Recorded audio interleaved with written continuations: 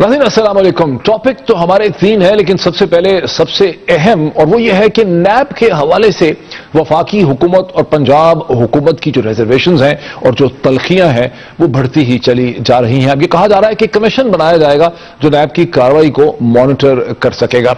दूसरी तरफ हम सुन रहे हैं, जैसे बाज़ टेलीविजन चैनल ये दावा कर रहे हैं कि नैब ने गुज़िश्ता दिन एक बहुत बड़े कॉन्ट्रैक्टर जो ऑरेंज लाइन के हैं आमिर अतीक साहब, उनको भी गिरफ्तार कर लिया है। ऑपोजिशन हुकूमत की बदसतूर इस हवाले से मजम्मत कर रही है, पाकिस्तान तहरीक इंसाफ हो या पाकिस्तान पीपल्स पार्टी।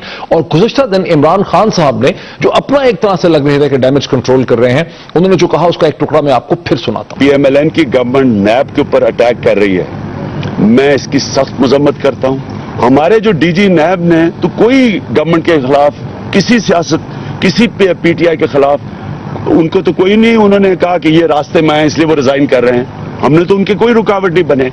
ये धमकियां दे रहे हैं उनको खुल के, ये तो पब्लिकली टीवी पे अखबारों में धमकियां दे रहे हैं। नैब अच्छा काम कर रही है, हमें उसकी हिमायत करनी चाहिए।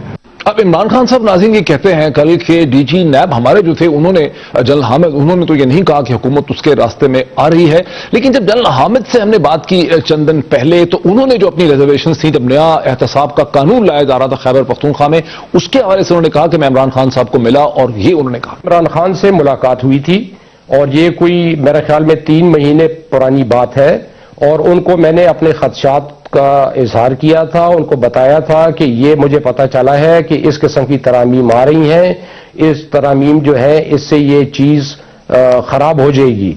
उनका जवाब ये था कि ब्यूरोक्रेट्स जो हैं उन्होंने काम करना छोड़ दिया है और वो एहतसाब का डर है उनको। जवाबन उन्होंने कुछ भी नहीं कहा और देयरफॉर इनकन्क्लूसिव मीटिंग थी, और मैं उसमें मीटिंग पे भी काफी डिसअपॉइंटेड था और मैं इन्हीं अल्फाज के साथ वहां से उठा था। नाज़रीन मसला ये है कि नवाज शरीफ साहब ने जब भावलपुर में तकरीर की तो एक चीज उन्होंने भी यही दोहराई। उन्होंने कहा कि सिविल सर्वेंट हमारे जो हैं, सरकारी मुलाजमीन जो हैं, उन्होंने नैब के खौफ से काम करना जो है वो छोड़ दिया है। शहबाज शरीफ साहब भी यही कहते हैं कि मेरे प्रोजेक्ट जो हैं वो कैसे कंप्लीट होंगे। तो तहरीक इंसाफ का लोकल स्टैंडिंग क्या है, इखलाकी पोजीशन क्या है, इस पर बात करने के लिए हमें दावत दी। हमारे साथ पंजाब के साबका गवर्नर जनाब मोहम्मद सरवर साहब, जो पाकिस्तान तहरीक इंसाफ के साबका चीफ ऑर्गेनाइजर पंजाब भी रह चुके हैं। सरवर साहब बहुत शुक्रिया कि आपने हमें ज्वाइन किया। लेकिन तहरीक इंसाफ की मॉरल पोजीशन अब है क्या आफ्टर जो आपने खुद किया अपने एहतसाब के साथ? देखें, हमारी मॉरल पोजीशन और पार्टी की लीडरशिप की क्लियर पोजीशन है कि इस मुल्क को करप्शन ने तबाह बर्बाद कर दिया है, और सब जानते हैं कि $200 बिलियन से ज्यादा पैसा स्विट्जरलैंड के बैंकों में पड़ा है। $200 बिलियन?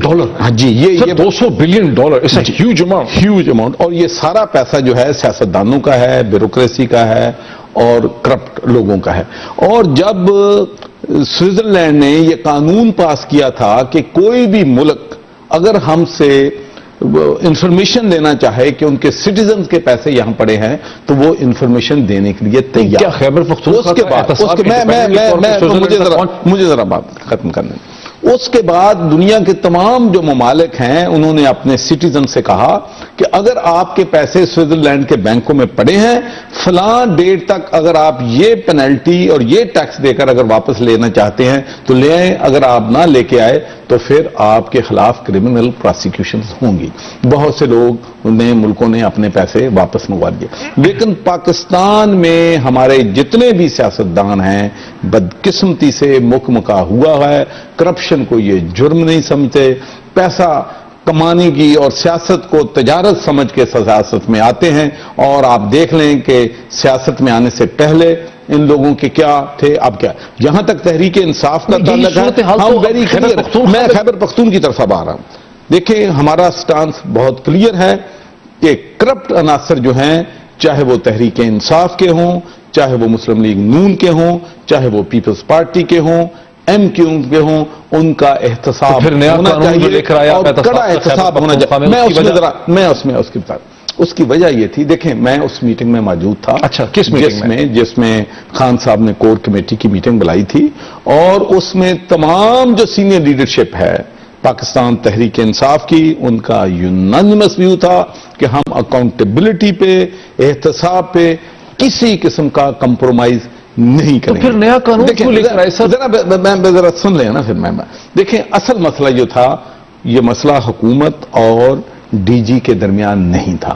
یہ جھگڑا حکومت اور ڈی جی کا جھگڑا نہیں تھا. ڈی جی نے بھی آپ کے سامنے کہا کہ عمران خان کے پاس گیا, میں نے کہا کہ وہ پرائیویٹ کنورسیشن ہے, اس پہ میں تبصرہ نہیں کروں گا کیونکہ میں اب تو پبلک ہوگی نا نہیں وہ, لیکن وہ عمران خان بہتر اس کا جواب دے سکتے ہیں, لیکن میں جو جانتا ہوں میں وہ آپ کو بتا رہا ہوں. اصل جھگڑا جو تھا وہ احتساب کمیشن اور ڈی جی صاحب کا تھا. احتساب کمیشن جو انہوں نے وہاں کمشنر نہیں جو صوبے کا اچھا صوبے کمشنرز جو ہیں ان کا اور ڈی جی کا آپس میں وہ کیا جھگڑا تھا؟ اس لیے کہ وہ کس چیزوں کو کسی اور طرف لے کے جانا چاہتے تھے, وہ کسی اور طرف لے کے جانا تھا. اور طرف کیا؟ اور طرف یہ کہ مثلا احتساب کے کمشنر سمجھتے تھے کہ لوگوں کے کیس جو ہے 6 مہینے 1 سال پینڈنگ نہیں ہونے چاہیے, ان پہ امیڈیٹ فیصلے ہونے چاہیے. لیکن یہ ان کا آپس کا جھگڑا تھا. دیکھیں اگر تو ڈی جی نے اپنے ریزائن کے بعد کہا ہے کہ وہاں کا چیف منسٹر کرپشن میں انوالو تھا, وہاں کے وزراء کرپشن میں انوالو تھے, وہاں کا کوئی ایم این اے یا ایم پی اے کے خلاف کچھ والی بات نہیں ہے. دیکھیں میں اگر ڈی جی ہوں نیب کا صوبہ سرحد میں تو پھر میں ریزائن دے رہا ہوں تو میں بتاتا کہ بھئی میں نے کیسز کھولے تھے چیف منسٹر کے خلاف. وہ یہ کچھ نہیں کہا, وزراء کی طرف اشارہ. پیرزادہ صاحب اس نے کچھ نہیں کہا. دیکھیں بلکہ اس نے کہا کہ چیف منسٹر اور اس کی کیبنٹ کے خلاف کوئی مقدمات نہیں تھے. تو اگر تھے تو وہ کہاں ہے اس کی رپورٹ, کہاں ہے اس کی انویسٹیگیشن؟ ایک شو میں انہوں نے کہا کہ 8 سے 10 وزراء جو ہیں ان کے کیسز پائپ لائن میں تھے. دیکھیں عرض یہ ہے کہ اگر پائپ لائن میں تھے تو وہ آخر اس کے پاس کوئی پیپر ورک ہوگا نا. دیکھیں تفتیش ہوتی ہے تو پھر وہ بتائیں کہ فلاں وزیر کے پاس فلاں. لیکن جہاں تک ہماری انفارمیشن ہے کسی ایک ایم این اے کے خلاف, کسی ایک ایم پی اے کے خلاف, کسی ایک وزیر کے خلاف یا چیف منسٹر کے خلاف قطعاً کسی قسم کا کرپشن کا کوئی چارج نہیں تھا, کوئی تحقیق نہیں ہو رہی تھی. خیبر پختونخوا میں کرپشن ہو ہی نہیں رہی ہے. نہیں میں یہ تو نہیں کہتا کہ کرپشن جو ہے نچلے لیول پہ بالکل ختم ہو گئی ہے, لیکن میں یہ بات ضرور کہتا ہوں کہ وہاں پر دیکھیں جو اچھی چیزیں ہوئی ہیں, جو کوئی بھی صوبہ کرے ان کو اپریشیٹ کریں. میں آپ کو بتاتا ہوں کیا ہوں. پاکستان کی تاریخ میں پہلی دفعہ ہوا ہے کہ خیبر پختونخوا کے چیف منسٹر نے اپنے تمام اختیارات جو ہیں وہ سرنڈر کر دیے ہیں اور اداروں کو دے دیے ہیں. مثلا یہ پہلا موقع, یہ برطانیہ میں ہوتا ہے, یورپ میں ہوتا ہے, تھرڈ ورلڈ کنٹری میں نہیں ہوتا کہ چیف منسٹر ہمارا وہاں پر ایک سپاہی کا تبادلہ نہیں کر سکتا, اس کی پوسٹنگ نہیں کر سکتا. لوگ سن رہے ہیں خیبر پختونخوا میں جو کچھ آپ کہہ رہے ہیں, میں یہ کہہ رہا ہوں, بڑے کامنٹ آ جائیں. میں کہنا آنا چاہیے کامنٹ. ایک کسی کی نہ کسی پٹواری کا کوئی تبادلہ کر سکتا ہے, لیکن آپ پنجاب میں دیکھ لیں, سندھ میں دیکھ لیں. آپ یہ کہہ رہے ہیں چیف منسٹر خیبر پختونخوا پٹواری کا, پولیس انسپیکٹر کا, تو سپاہی کا نہیں تبادلہ کروا سکتا. تو پھر چیف منسٹر کیا کر رہا ہے سر وہاں پہ؟ اس لیے کہ چیف منسٹر اس کا رول کیا ہے؟ چیف منسٹر کا یہ رول کہیں بھی دنیا میں نہیں ہوتا. ادھر تو یہی ہے سندھ پنجاب میں. تو اگر ان کا کوئی الیکشن بلدیات میں خیبر پختونخوا کا چیف منسٹر صبح دفتر پہنچ کے کیا کرتا ہے سر؟ دیکھیں چیف منسٹر کا کام چیک اینڈ بیلنس کرنا ہے. چیف منسٹر کا کام اداروں میں, اس لیے ہم بار بار کہتے ہیں کہ ہمارے پرابلم جو ہیں 80% اوور نائٹ ریزالو ہو سکتے ہیں اگر ہم اداروں کو امپاور کر دیں اور ڈی پولیٹیسائز کر دیں, سیاسی مداخلت ختم کر دیں, جس طریقے سے ہم نے خیبر پختونخوا. اور میں آپ کو یہ ایک اور بات کہنے لگا ہوں, خیبر پختونخوا کی پولیس اب چوروں, ڈاکوؤں, لٹیروں, کرپٹ لوگوں کی سرپرستی نہیں کرتی, ان کو پکڑتی ہے. اور وہاں پر شریف لوگوں کے خلاف جھوٹی ایف آئی آر نہیں ہوتی, صرف اس لیے کہ M N A M P A کا کردار, ان کی پوسٹنگ اور ٹرانسفر ختم کر دیا. لیکن سرور صاحب یہ تو ہے نا کہ یہ جو واقعہ ہے جنرل حامد کا ریزائن کرنے والا اور آپ کے نئے احتساب بل, اس پہ جس قسم کی لیوے ہوئی ہے, جو ایک کنٹروورسی ہوئی ہے, اس سے یہ لگا ہے کہ بھی تحریک انصاف کی, چلے عمران خان تو ایک انوکھا ہی شخصیت ہے درمیان میں, ان کے اوپر کوئی نہیں کہہ رہا کہ کرپشن کر رہے ہیں, لیکن لوگ کرپشن کرنا چاہتے ہیں. خیبر پختونخوا کے اندر بھی پیسے بنانا چاہتے ہیں, منسٹر بنانا چاہتے ہیں, کانٹریکٹر بنانا چاہتے ہیں. پاکستان میں سیاست ہے اس چیز کا نام. لیکن یہ سیاست کو ہم نے دفن کرنا ہے ہمیشہ کے لیے, اور پاکستان تحریک انصاف اس کرپشن کو ہمیشہ کے لیے دفن کرنا چاہتی ہے. اور ہم تو یہ کہتے ہیں, میں کہتا ہوں اس لیے ہم دے رہے ہیں کہ ہمارے کسی اس نے, دیکھیں جب آدمی کو ریزائن دیتا ہے تو بڑا مشکل ہوتا ہے ریزائن کرنا, ٹھیک ہے, لیکن اگر تو ڈی جی نے یہ کہا ہے کہ فلاں وزیر کے خلاف انویسٹیگیشن تھی, فلاں ایم پی اے کے خلاف انویسٹیگیشن تھی, فلاں منسٹر, دیکھیں ہنٹ والی بات نہیں. دیکھیں بات یہ ہے کہ وہ کہاں ہے انویسٹیگیشن, پھر ہم کہیں گے کہ ہم رانگ ہیں, ہم نے اپنے آپ کو بچانے کے لیے ہم نے کہا لیا. اب دیکھیں ملک میں کیا ہو رہا ہے. ایک طرف اب کہا جا رہا ہے کہ سندھ میں FIA نے اور نیب نے جو کیسز کھولے ہیں وہاں پر ان کے اوپر ایک جوڈیشل کمیشن بنایا جائے گا جو چیک کرے گا کہ یہ کیسز جو ہیں ان کی ریمیٹ میں آتے تھے یا وہ صحیح تھے یا غلط. دنیا میں یہ اس میں کیا خرابی ہے؟ میں آپ کو بتاتا ہوں. FIA میں آپ تو کراچی میں میں آپ کو بتاتا ہوں اس میں دیکھیں 80% سے زیادہ تو اب ہمارے افسر چاہے کسی بھی محکمے ہیں کرپٹ ہو چکے ہیں یا ان کو سیاستدانوں نے کرپٹ بنا دیا ہے. اس لیے کہ اگر ایماندار ہے کوئی شخص کسی کو پکڑتا ہے اس کے خلاف ایکشن ہوتا ہے, جو ایماندار نہیں ہے مکمکا رانا صلی اللہ صاحب کہہ رہے ہیں کہ میاں منشا صاحب کو بلا کر بٹھا لیتے ہیں نیب والے 2 گھنٹے. دیکھیں پیرزادہ صاحب بات یہ ہے کہ اب اگر جوڈیشل کمیشن بنانا چاہیے تو جوڈیشل کمیشن بنانا چاہیے. نہیں, 2 چیزیں ڈفرنٹ ہم کر رہے ہیں. اچھا, جو نیب آف پاکستان ہے اس پہ کمیشن بنایا جا رہا ہے, لیکن سندھ میں جو پہلے ہو چکے ہیں کیسز ان کے اوپر ایک جوڈیشل کمیشن بنایا جائے گا. اور اس کا مطلب یہ ہے کہ اب جو بھی ایماندار افسر چاہے وہ نیب میں ہے چاہے وہ FIA میں ہے, اگر وہ کسی جائز کام کے لیے بھی کسی کو پکڑے گا تو اس کے دل میں فیئر ہوگا کہ اب میرے اوپر جوڈیشل کمیشن بن جائے گا, میری کھینچا تعین ہوگی, تو پھر بس یہی ہے کہ ان چوروں لٹیروں ڈاکوؤں کو مکمکا کرو, خود بھی پیسے کماؤ, ان کو بھی چھوڑ دو.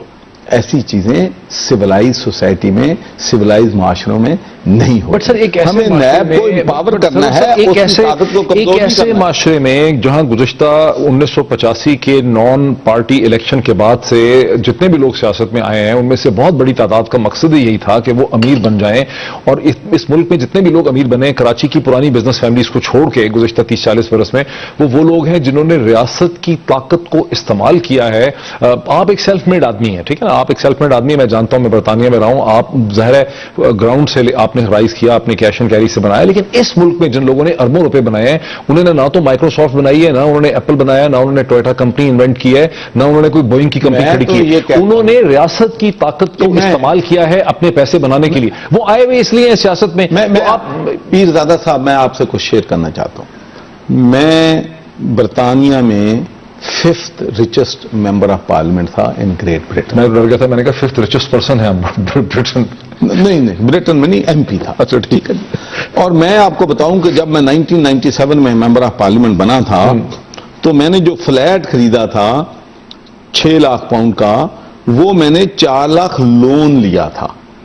یہاں کے ہمارے جو سیاستدان ہیں سر لون لینے کی, سر میں آپ کو بتاتا ہوں, وہاں پہ کمپنی کے ہوتے ہیں ایسٹس, لیکن پرسنل ایسٹس جو ہیں, آپ اگر کمپنی سے 100 پاؤنڈ نکالتے ہیں تو آپ کی جیب میں 30 آتے ہیں, 70 ٹیکس چلا جاتا ہے. وہاں پر لوگ ٹیکس دیتے ہیں.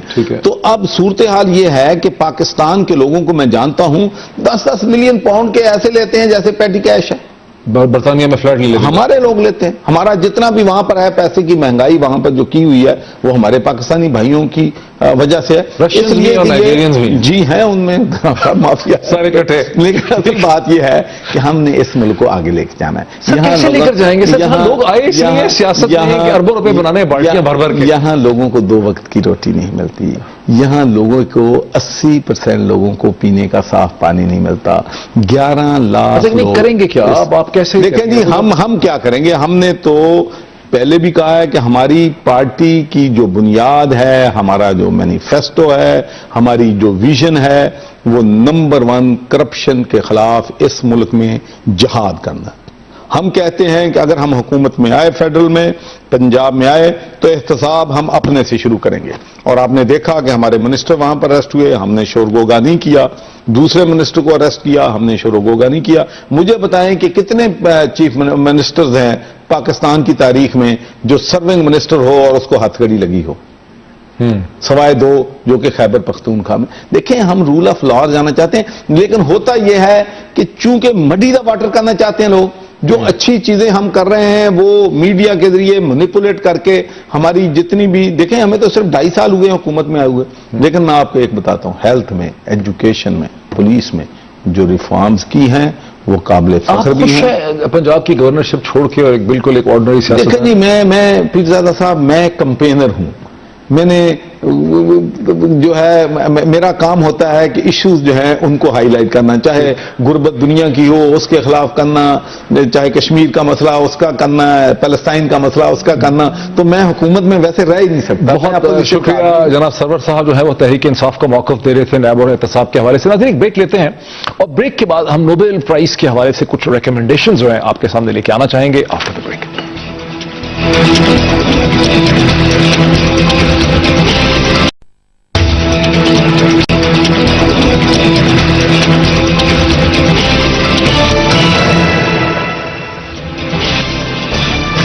ناظرین ویلکم بیک۔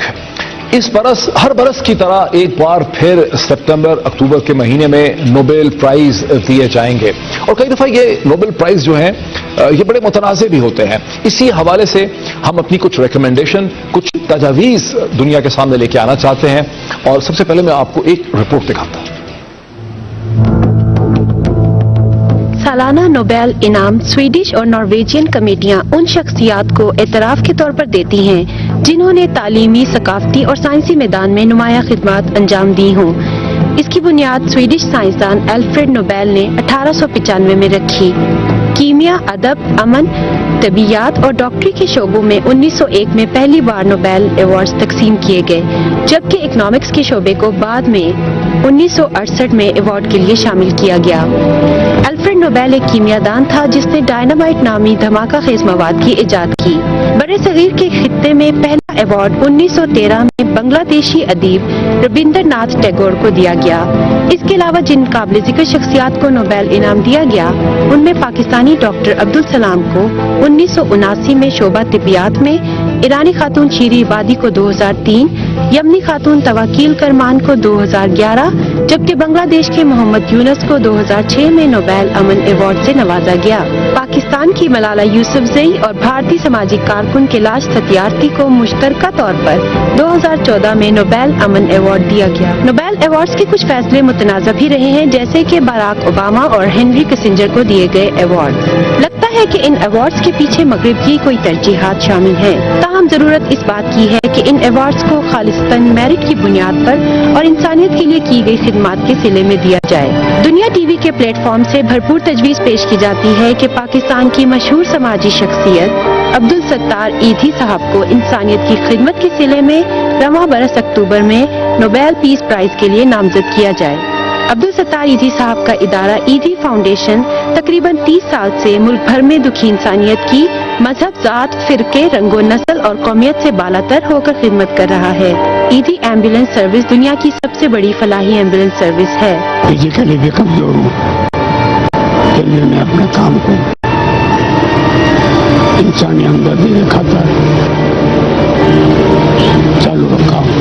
اگر اس برس نوبیل پیس پرائز کے لیے عبدالستار ایدھی صاحب کا نام زیر غور لایا گیا تو نوبیل پرائز کے بارے میں اس تاثر کی بھی نفی ہوگی کہ مغرب اپنی ترجیحات اور مفاد کو مد نظر رکھتے ہوئے نوبیل ایوارڈز کی تقسیم کرتا ہے۔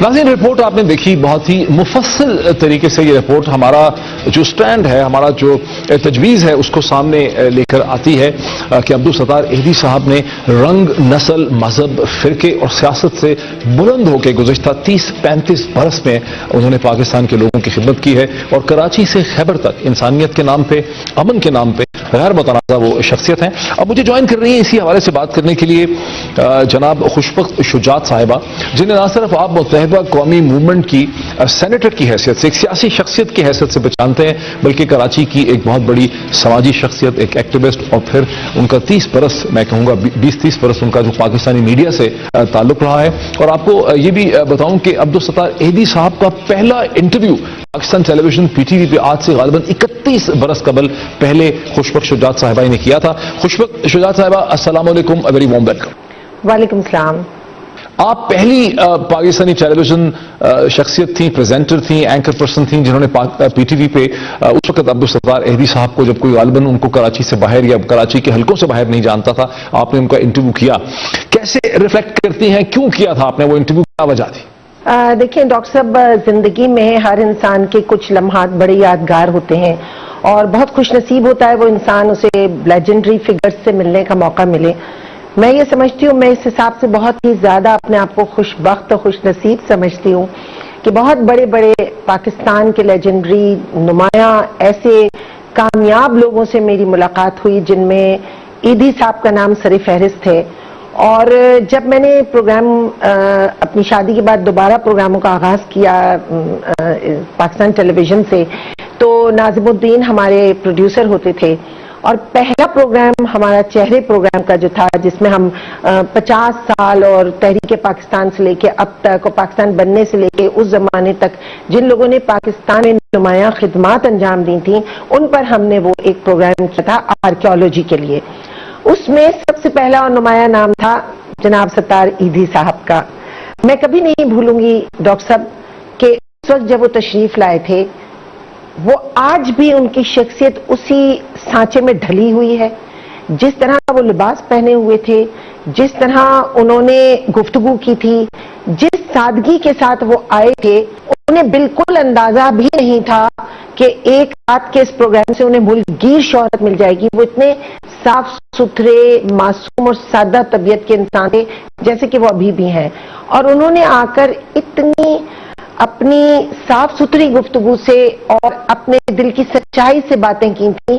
اور جب انہوں نے اپنے کام کی بنیادی چیز بتائی تھی، اور وہ بنیادی بات ان کی یہ تھی کہ وہ بنیادی چیز کیا تھی؟ وہ ہر مذہب، کسی بھی زبان، کسی بھی فرقے سے بالاتر ہو کر وہ ایک ایسی خدمت کر رہے تھے جس کی مثال ڈاکٹر صاحب دنیا میں آج تک نہیں ہے، میں آپ سے یہ کہہ سکتی ہوں. اور وہ یہ تھی کہ کہیں بھی کسی بھی جگہ کوئی بھی لاش، اس کو دفنانے سے پہلے اس کا نہلانا، اس کے مذہب کے تحت اس کی پاکیزگی کرنا اور اس کو دفنانا، یہ کام وہ اپنے ہاتھوں سے کرتے تھے. اور انہوں نے یہ کہا کہ مجھے کئی دفعہ تو ایسی لاشیں بھی دفنانے کا مجھے حوصلہ کرنا پڑا، بے شمار دفعہ جن لاشوں میں سے کیڑے باہر نکلے ہوئے تھے، میں نے انہیں صاف کیا، میں نے ستھرا کیا، پھر میں نے انہیں جس مذہب ملت کی وہ لاش تھی، میں نے ان کو اس طرح سے اسے اسی احترام کے ساتھ دفنایا. ایسی مثال کہیں دنیا میں نہیں ہے. یہ ایک عجیب و غریب خدمت ہے.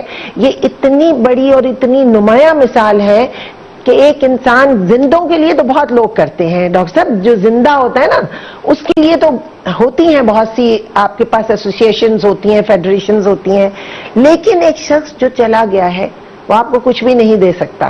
تو یہ ایک ایسی بے نیاز خدمت تھی جس سے انہوں نے آغاز کیا. خوشبخت شجاعت صاحبہ ایک ایسے شہر میں، اور پاکستان کے سب سے بڑے شہر میں، 2 کروڑ لوگوں کے شہر میں جو لہو لہان رہا ہے گزشتہ 25-30 برس میں، عبدالستار ایدھی صاحب نے مذہب، فرقے، نسل، رنگ اور ہر قسم کی سیاست سے بالاتر ہو کے اپنے بارے میں ایک اعتماد جنریٹ کیا، ایک ایسا ٹرسٹ جنریٹ کیا کہ کراچی شہر کے اور پاکستان کے لوگوں نے جوک در جوک ان کو پھر فنڈ بھی کیا ہے. آپ آئیں گی ہمارے ساتھ کہ انہیں ہم ریکمینڈ کریں پاکستان سے، پاکستان کے پلیٹ فارم سے نوبل پرائز کے لیے، نوبل پرائز فار پیس کے لیے آپ ہمیں جوائن کریں گی؟ دیکھیں، میں یہ سمجھتی ہوں کہ اس میں پاکستان کا بچہ آپ کو جوائن کرے گا.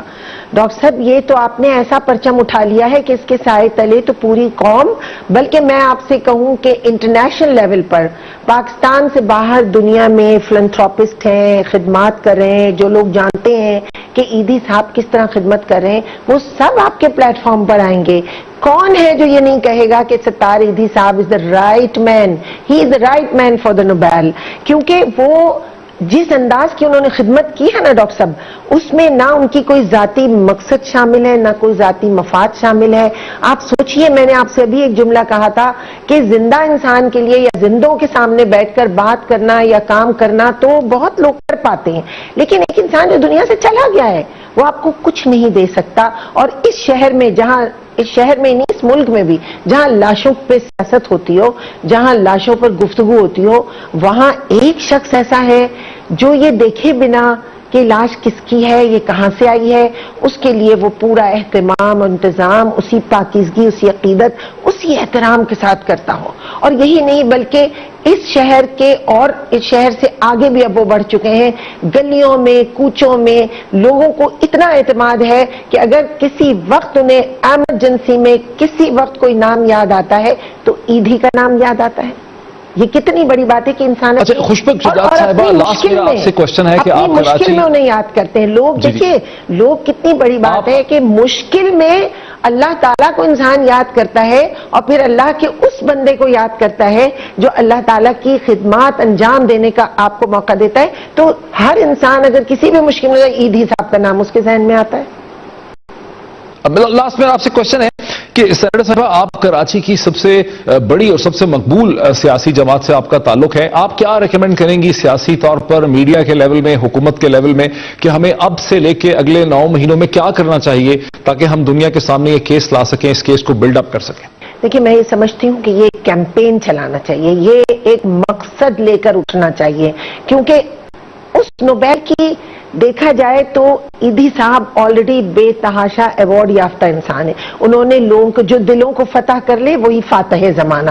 جو انسانوں کے دلوں کو فتح کرتا ہے نا انہوں نے لوگوں کے دلوں میں اپنے لیے اتنے بڑے بڑے ایوارڈ حاصل کیے ہیں کہ ان کی شخصیت ایوارڈ سے بالا تر ہو گئی. لیکن ریکگنیشن ایک بہت بڑی بات ہے اور اس قوم پر ان کا احسان ہے اور اس قوم کو یہ احسان اتارنا چاہیے یہ قرض اتارنا چاہیے ستار ایدھی صاحب کا کہ ان کے لیے کیمپین چلائی جائے ہر سطح پر. سیاسی جتنی پارٹیاں ان کی سطح سے بھی میڈیا سے بھی اور تمام جتنے فلنتھراپسٹ ہیں جتنے ایسوسیشنز ہیں یہ باقاعدہ. اور میں سمجھتی ہوں ڈاکٹر صاحب آپ نے ایک بہت خوبصورت کام کا آغاز کیا اور اس میں ہر شخص آپ کا ساتھ دے گا. بہت بہت شکریہ سینیٹر خوشبخت شجاعت صاحبہ. ہم نے اس کا آغاز کر دیا ہے. ہم امید کرتے ہیں کہ باقی لوگ میڈیا میں حکومت میں سیاسی جماعتوں میں ہمیں اس کام خیر جو ہے اس میں ہمیں جوائن کریں گے. ایک بریک لیتے ہیں اور بریک کے بعد دیکھتے ہیں کہ مشرق وسطی کی سیاست میں سعودی عرب اور ترکی کی طرف سے جو دھمکیاں دی جا رہی ہیں کہ وہ سیریا پہ چڑھ دھوڑیں گے گراؤنڈ انویژن بلڈ اپ ہونا چاہیے اس سے کس قسم کے خطرات لاحق ہیں. روس نے کہا ہے کہ تیسری جنگ عظیم کا خطرہ یہاں پہ ایگزسٹ کرتا ہے. آفٹر دا بریک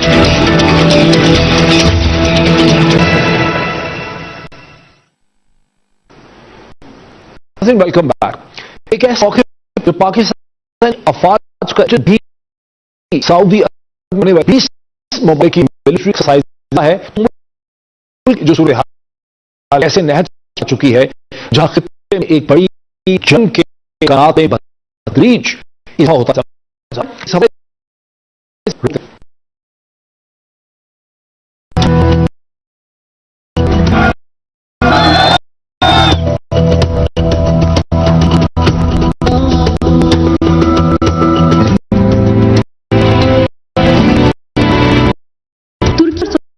حال ہی کرد اور شلاب شامی حملوں کی نہ صرف دھمکی دی بلکہ پکار کیا.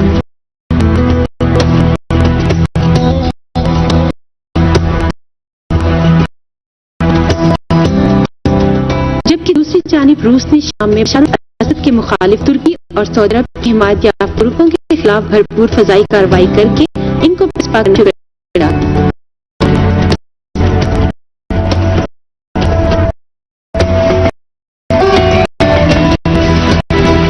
فرانس کے صدر فرانسوا ہولانڈ اس دھمکی کی کارروائی سے علاقائی جنگ کے خطرے برداشت کر جبکہ روس کے وزیر اعظم کا کہنا ہے کہ اگر ترکی سعودی جانب سے کارروائی کی تو اس عظیم کا خدشہ پیدا ہو سکتا ہے. اس سے قبل 11 فروری کو امریکی اور روسی وزراء خارجہ میونخ جرمنی میں شام میں جنگ بندی پر جلد عمل درآمد اور انسانی ہمدردی کی بنیاد پر امداد دینے پر اتفاق کر چکے ہیں. Russia's attacks have been against legitimate opposition groups. If people who are ready to be part of the political process are being bombed, we're not going to have much of a conversation.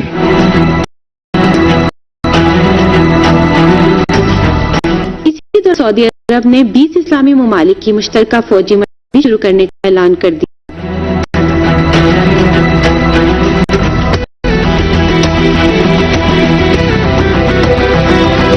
مزید یہ کہ سعودی عرب نے شام میں کارروائی کے لیے ترکی میں اپنے جنگی طیارے بھی بھیج دیے جس کا اندیا ترکی نے جنوری میں ہونے والے شام امن مذاکرات کی ناکامی کی صورت میں پہلے ہی دے دیا تھا.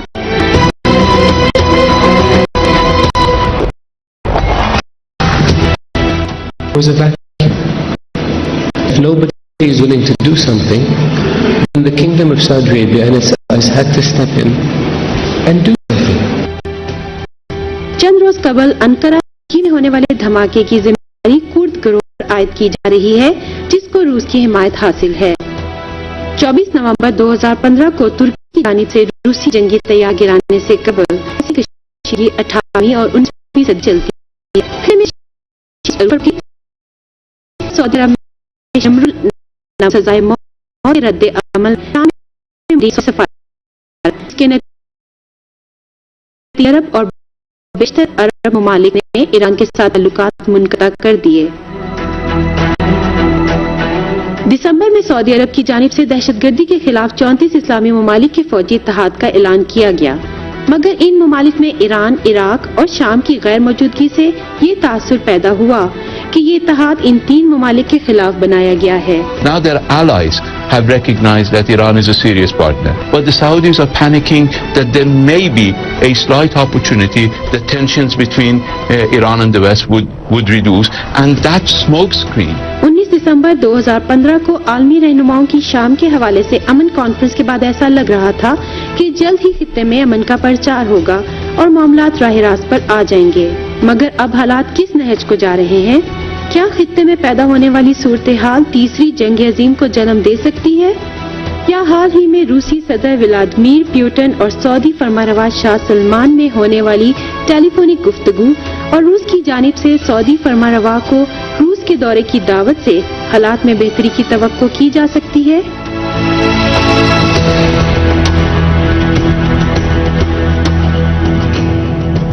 ناظرین، ایک بڑی جنگ، ایک بین الاقوامی جنگ، ایک ورلڈ وار یا کم از کم ایک خطے کی بڑی جنگ کا خطرہ کیوں بڑھ رہا ہے، اس کو سمجھنے کے لیے کم از کم 3 نقطے جو ہیں وہ بہت اہم ہیں۔ اور پہلا نقطہ یہ ہے کہ سعودی عرب اور ترکی بدستور ایک گراؤنڈ انویژن کی جب بات کرتے ہیں تو امریکہ اور اس کے اتحادیوں کو مجبور کرنا چاہتے ہیں، ان پہ پریشر ڈال رہے ہیں کہ داعش کے بہانے، آئی ایس کے بہانے سیریا کے اندر ایک گراؤنڈ انویژن کیا جائے۔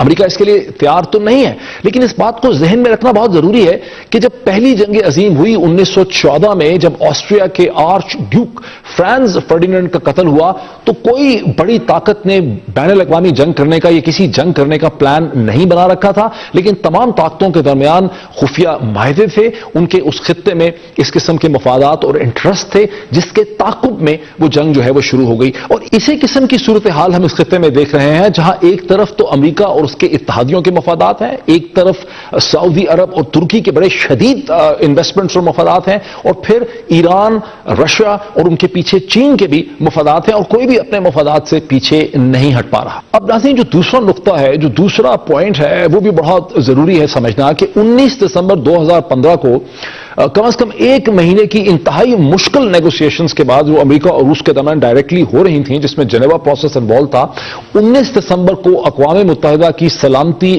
کونسل نے متفقہ طور پر یہ فیصلہ کیا کہ سیریا کے اندر، شام کے اندر ڈائریکٹ ٹاکس ہوں گی across the table Syrian opposition کے درمیان اور بشار الاسد کے درمیان، اور اس میں داعش اور اس میں نصرہ فرنٹ جو ہیں وہ شامل نہیں ہوں گے، اور ان نیگوسیشنز کے نتیجے میں ایک ٹرانزیشنل گورنمنٹ، یونٹی گورنمنٹ بنے گی، ایک نیا آئین اور کانسٹیٹیوشن بنے گا، اور پھر وہاں پہ الیکشن ہوں گے۔ لیکن یہ ایک ایسی صورتحال تھی جو ترکی اور سعودی عرب کے مفادات کے خلاف تھی، اور ابھی جبکہ امریکہ اور روس کے درمیان ڈائریکٹ بات چیت ہو ہی رہی تھی، ان کا موڈ کلیئر ہو رہا تھا اور ایران کے ساتھ صورتحال امپروو ہو رہی تھی، تو سعودی عرب نے 15 دسمبر کو، جو بہت بڑی ایک ڈیولپمنٹ تھی، 34 مسلم ممالک کی ایک فورس جو ہے، ایک الائنس کا، ملٹری الائنس کا اعلان کر دیا، جس میں پاکستان کا بھی نام لیا گیا اور جس میں سے ایران کو باہر رکھا گیا۔ اور پھر ہم نے دیکھا، اور پوری دنیا نے دیکھا، کہ 2 جنوری کو، اگلے چند دنوں میں، سعودی عرب میں شیخ نمر النمر کو پھانسی دے دی گئی، جس کے بعد سعودی عرب اور ایران کے درمیان تعلقات جو ہے سفارتی وہ کٹ گئے، وہ منقطع ہو گئے، بہت ہی سچویشن خراب ہو گئی۔ اور یہ وہ ٹائم تھا جب گراؤنڈ ورک چاہیے تھا، ماحول چاہیے تھا سیریا کے اندر مختلف متحارب گروپس کے درمیان ٹاکس ہونے کا جنوری میں، جو پھر کسی بھی مکمل طریقے سے نہ ہو سکے۔ اب فروری کے پہلے ہفتے میں سعودی عرب نے سیریا کے اندر گراؤنڈ انویژن کی بات کر دی, اس کے لیے ٹروپس دینے کی بات کر دی, ساتھ ہی 20 ممالک کی ملٹری ایکسرسائز کا اعلان کر دیا, اور 14 فروری کو سعودی عرب اور ترکی نے مل کے گراؤنڈ انویژن کی بات کر دی, جس کے جواب میں روس نے یہ دھمکی دی کہ اگر ایسا ہوا تو پھر ایک بڑی جنگ چھڑ سکتی ہے. یہ صحیح ہے کہ سعودی عرب اور ترکی امریکہ کو مجبور کرنا چاہ رہے ہیں, روس کو ڈرانا چاہ رہے ہیں, یہ ایک برنکسمین شپ کی کہانی ہے, لیکن معاملات ہاتھ سے نکل بھی سکتے ہیں. اب ایک تیسری بھی صورتحال ہے جسے سمجھنا بہت ضروری ہے. میرے ہاتھ میں پیس ہے نیو یارک ٹائمز کا 10 فروری کا, جسے لکھا ہے ڈیوڈ سینگر نے, جو کئی کتابوں کے آتھر ہیں, مشہور کورسپونڈنٹ ہیں. Russian intervention in Syrian war has sharply reduce U S options, جس میں سینگر یہ انالیسس آفر کرتے ہیں بہت سے ایکسپرٹس کے ساتھ بات کر کے کہ پیوٹن نے جو ملٹری انیشیٹو لیا ہے سیریا کے اندر اکتوبر 2015 سے, اس کے بعد صورتحال میں اتنی تبدیلی آ چکی ہے, بشار الاسد کی صورتحال اتنی امپروو ہو چکی ہے, ریبلز اتنے کمزور ہو چکے ہیں کہ امریکہ کے پاس نیگوشیشن کی ٹرمز میں ڈپلومیٹک آفینسو کے لیے بہت کچھ جو ہے وہ بچا نہیں ہے. یہ وہی انالیسس ہے جسے اسی دن گارڈین نے لندن سے اپنے پیس میں, جو the Guardian view on the battle for Aleppo rebuke to America and the world, اس میں یہی کہا گیا کہ لٹاکیا کی اور الیپو کی جو جنگ ہوئی ہے اس کے بعد اور جو کچھ رشیا نے کیا ہے اس کے بعد امریکہ کے پاس اب بہت کچھ بچا نہیں ہے. سینگر نے تو اس حد تک ہمیں بتایا کہ جیمز کلیپر جو ڈائریکٹر نیشنل انٹیلیجنس ہیں, انہوں نے سینٹ کے سامنے ٹیسٹیفائی کرتے ہوئے اسی ہفتے میں بڑی کیٹیگوریکلی یہ کہا کہ رشینز نے بہت بہتر ملٹری کیپیبلٹی ڈسپلے کی ہے, وہ بہت تیاری سے آئے ہیں, بہت کانفیڈنس سے انہوں نے اپنی نئی ملٹری کیپیبلٹیز کو 35 برس کے بعد افغانستان اور مشرق وسطیٰ سے نکلنے کے بعد پہلی دفعہ واپس آئے ہیں, اور بہت بہتر انہوں نے کیپیبلٹی ڈیمونسٹریٹ کی ہے, اس لیے امریکہ بہت کچھ کر نہیں سکتا. یہ وہ صورتحال ہے جسے سعودی عرب اور ترکی سمجھنا نہیں چاہ رہے ہیں, مسلسل مجبور کر رہے ہیں امریکہ کو کہ کوئی حل جو ہے وہ نکالا جائے جس میں ان کے مفادات جو ہیں وہ محفوظ رہ سکیں. اور یہ صورتحال بڑی خطرناک ہے, اور خاص کر کے ایک ایسے موقع پہ جب کہ امریکہ میں ایک پریزیڈینشل کیمپین کی صورتحال ہے, بڑی غیر یقینی کی صورتحال ہے, امریکی صدر بڑا وڈرا کر چکا ہے, اور اب ضرورت اس چیز کی ہے کہ امریکی صدر ڈائریکٹلی انگیج کرے رشیا کو, کوئی حل نکالے, ورنہ جس غیر ذمہ داری کا مظاہرہ سعودی عرب اور ترکی دونوں کر رہے ہیں اس سے یقینی طور پہ ایک بڑی ریجنل جنگ کا خطرہ بڑھتا چلا جا رہا ہے. بہت شکریہ.